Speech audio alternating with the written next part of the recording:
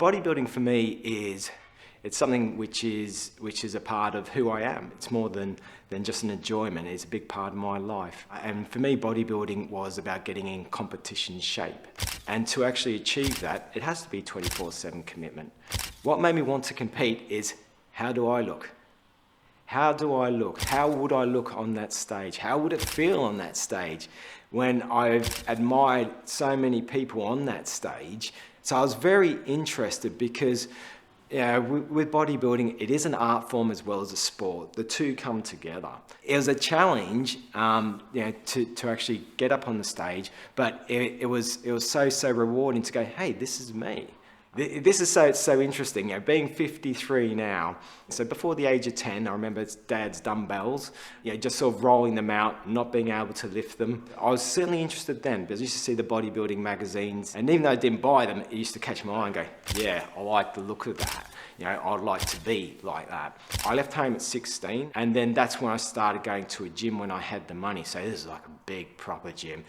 When you go to a new gym, it's like being in a sweetie shop. You go, whoa, look at all this, I just want to train with that one, train with that one, train with that. Back then, the protein powders and everything were really bland. I even remember eating baby food because it was cheap and had protein in it, To get extra money, I trained as a gym instructor. That's when I've always been interested in bodybuilding. But then as Mike Bailey, he competed as a bodybuilder, and he kindly said he would help me get into competition shape for my first competition. My name's Mike Bailey. I've been in the fitness industry on and off for just over 40 years. I've competed internationally in bodybuilding and powerlifting, and I'm still training today at 61. I couldn't do football, rugby, I was asthmatic, so that's probably one of the reasons why I continued with weights. I competed powerlifting under 18 and won my county championships. So built my confidence because I was so small and I was never confident in anything. Yeah, like I said, I couldn't run because I'd be wheezing, but I could lift. So as a young boy or teenager, they made me fit in, I suppose.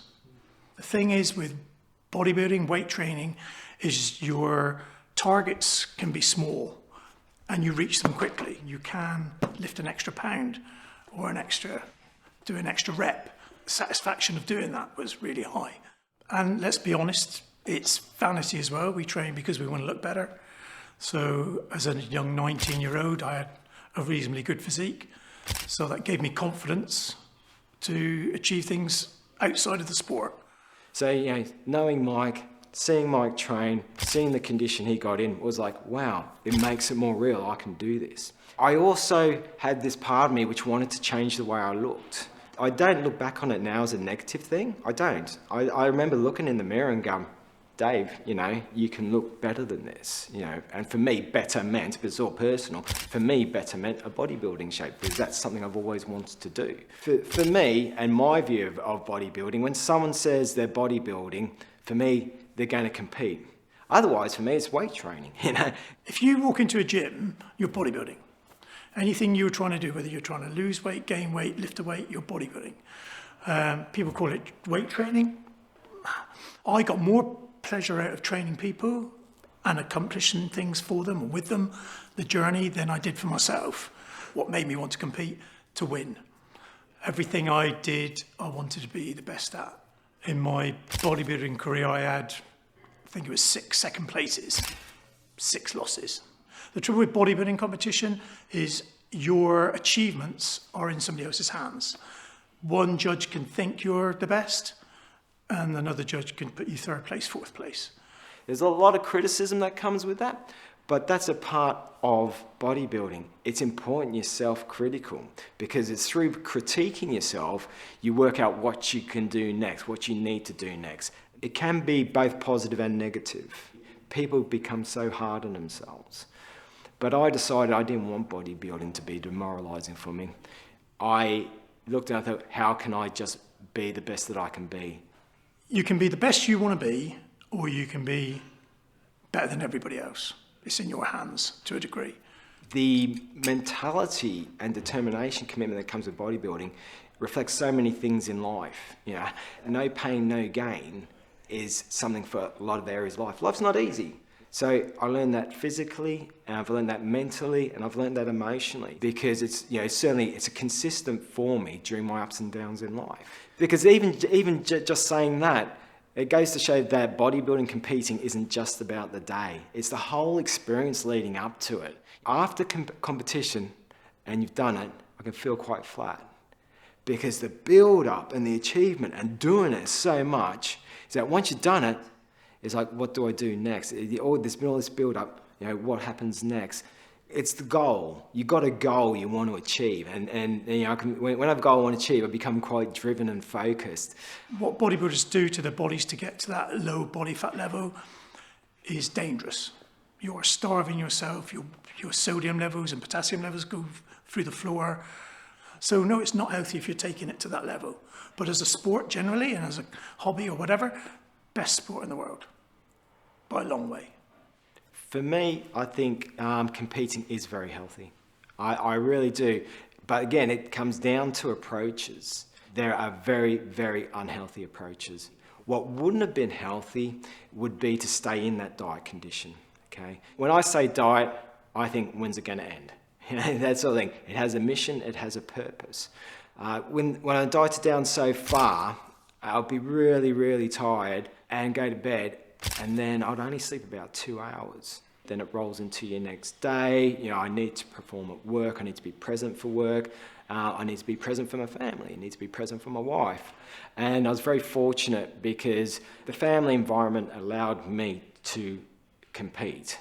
Because without having your family on board, it's really hard. Because it'd probably be too hard, actually. It's recognizing it's not only you, it affects others as well that are around you. People don't realise how much pressure it puts on your family because you are so selfish. You've got to be selfish if you want to win. It cost me a marriage. I don't mind putting my hands up and saying that. To live with, I must have been unbearable. But this is taking it to the extreme. A lot of bodybuilders don't quite take it that far. I don't think I've met a winning bodybuilder that hasn't suffered financially, home life, loss of friends. People around you don't get it. People don't understand what you have to do to win. My ex-wife didn't even like bodybuilding. She didn't even like the look. And to just not go out to parties, not to go out on a Saturday night with your mates drinking. You take it as far as you want to take it. Keep your friends or lose them. So. Is there a point I ever wanted to give up? No, not a chance. I knew when I needed a break. I competed 2 years in a row, and I just made it through to the British finals. It was that point of enough was enough. Again, it wasn't about the training, it wasn't about the competing, it was the time and commitment. And I knew from after doing those 2 years together competing, it would be every second year, and I just loved it. When you bodybuild, the last 3 weeks you want to give up every hour of every day. I had to take cat naps every 2 hours to get through. I'd take a 20-minute nap to get through another 2 hours. You're that tired. The mirror keeps you going. It doesn't matter how rubbish you feel, because the next morning you want to get up and look even better. What did I get from competing? 3 British powerlifting titles, 1 world, 1 British bodybuilding title. They weren't the things. That wasn't the inspiration, though. The inspiration is basically putting your body through whatever you can put it through to get better each time. So you've got to do the sport for one reason only, because you love it. I have never ever had to force myself to go to the gym. I love going to the gym. Am I at peak performance? Not always, no. But do I always do my best? I do. It has helped me to be, the best person I can be. So I still get as much pleasure and joy from training now as I did before. I'll never get old, I just get older. And it's important that I adapt with that. But I bodybuild again? Probably not. It's very difficult when you've achieved a target to come back and do it again. I always wanted to better myself, so winning the British, what was I going to do then? Not a lot. I wanted to break records. I broke the British bench press record, so that was a target. Again, I need the feel of achievement to actually compete again. In my mind, I've done everything. I've reached my own potential in most things, but, still love to get in there and lift something. Would I powerlift again? Yeah, probably, yeah. With my boy. because he keeps thinking he's going to outlift his dad. It's not going to happen. So, but everybody should lift weights. Everybody. You don't have to go in and lift loads of weights. Just going in and just lifting the lightest weight will make you feel good. I would recommend other people to do it because the journey's so long. It's not going to happen, next week, But the journey someone will go on will help them for the rest of their lives, even if they don't make it to that stage.